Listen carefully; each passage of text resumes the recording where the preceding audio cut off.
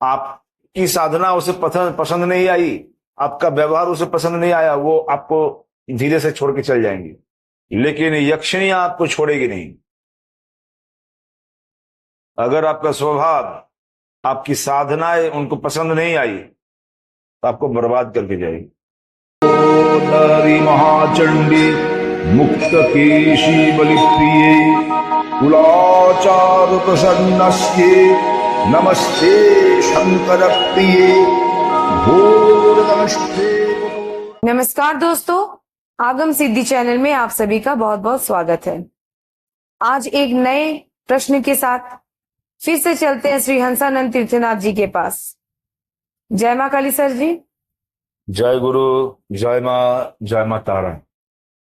Sir, मैं आपसे बहुत बार सुनी हूँ यक्षिणी और योगिनी के बारे में।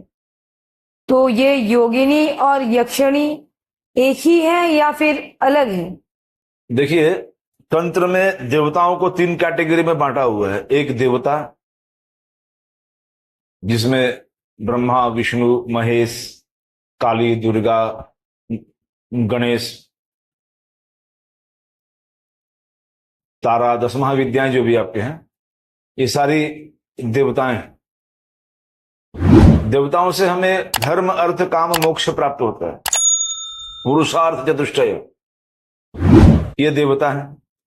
दूसरा नंबर कैटेगरी आपका आया उप देवता, मतलब योगिनी आदि,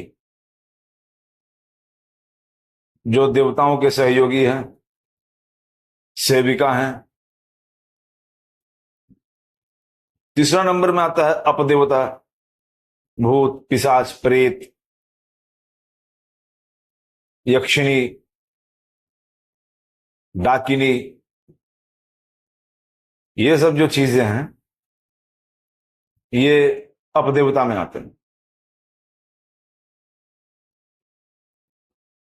तो अब देवता चतुर्वर्ग देते हैं, पुरुषार्थ चतुष्टय देते हैं।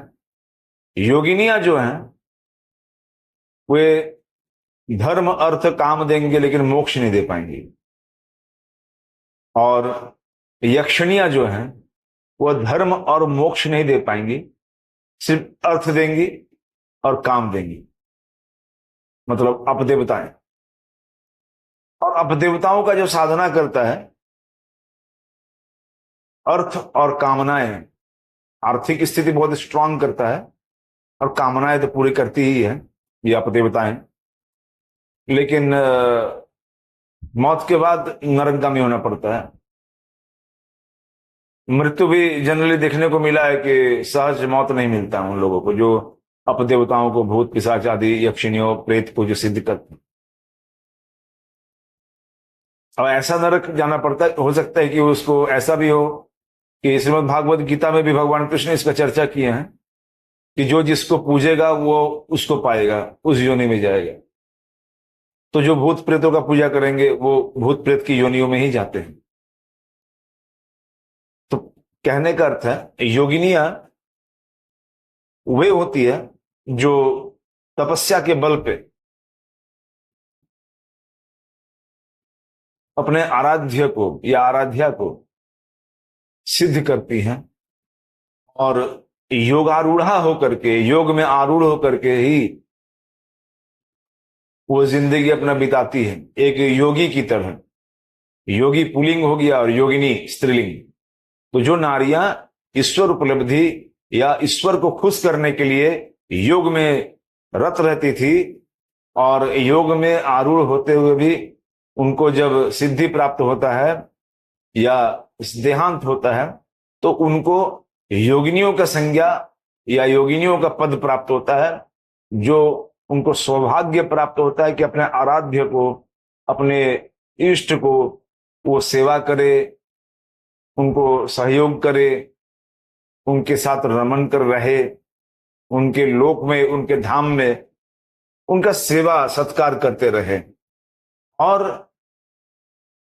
उनको उसके तुल्य अधिकार तक मिल जाता है। उनके जो आराध्य है उनके तुल्य उनको अधिकार भी मिलता है, वो शक्तियां भी उन्हें उपलब्ध होती है, लेकिन सिर्फ मोक्ष देने का अधिकार उनको नहीं रहता है।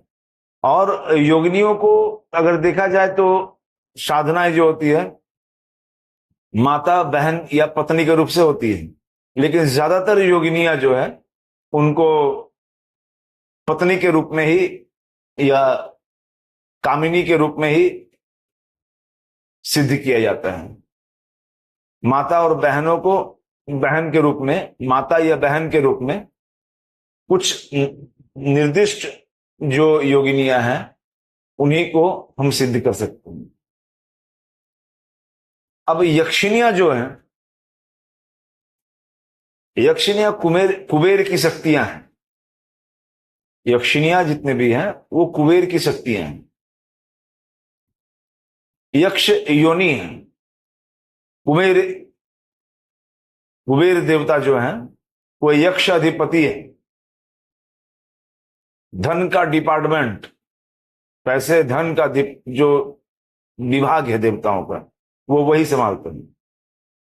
और यक्षिनियां उनकी शक्ति है कुबेर की, वो मुक्त नहीं है।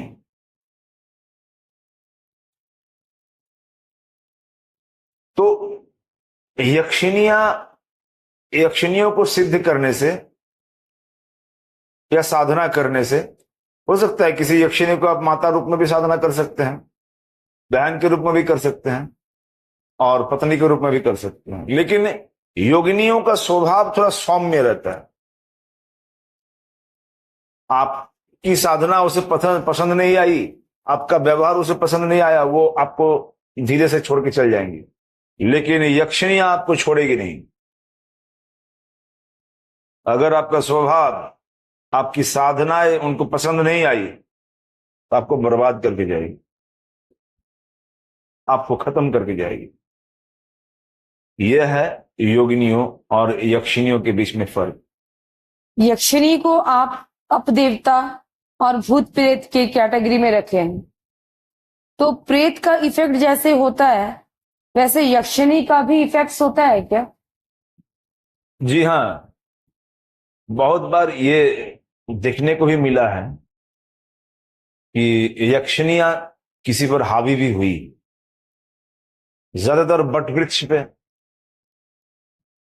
पीपल के पेड़ पे, बहुत एक कोने में दूर में जंगल में कोई पीपल का पेड़ हो या बरगद का पेड़ हो, सरोवर हो, नदी का किनारा या बड़ा तालाब, इन सब जगह में बहुत बार यक्षिनियां अपना डेरा बांधती हैं। उन्हें खुशबू बहुत पसंद होता है, परफ्यूम बहुत पसंद होता है। ऐसे महाभारत काल में भी पंचपांडव लोग को यक्षों से प्रश्न उत्तर का एक जिक्र आता है। तो यक्षों का दर्शन देना पंचपांडवों को, इसका जिक्र आता है। तो ये यक्षिनियां उनकी शक्तियां हैं, ऐसे कहे तो उनकी पत्नियां। तो इसका असर पड़ता है। बहुत बार ऐसा देखने को ही मिला है कि बहुत बुरी स्थिति में यक्षिनियों के चंगुल में पड़ के बहुत बुरा स्थिति अगले का हुआ था।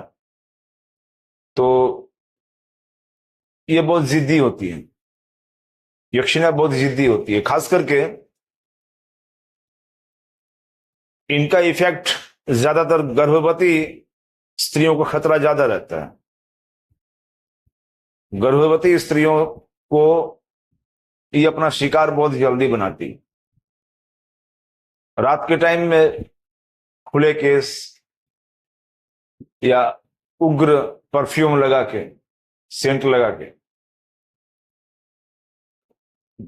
थोड़ा सा अलग टाइप की जगह, जंगल या कुछ हटके जगह में जाने में उन लोगों को खतरा हो सकता है। तो इफेक्ट तो पड़ता ही है यक्षिनियों का। धन्यवाद सर आपका। दोस्तों, और भी नए नए सवालों के साथ अगले वीडियो में हम प्रस्तुत होंगे। वीडियो पसंद आई हो तो वीडियो को लाइक, शेयर और चैनल को सब्सक्राइब जरूर करें। धन्यवाद।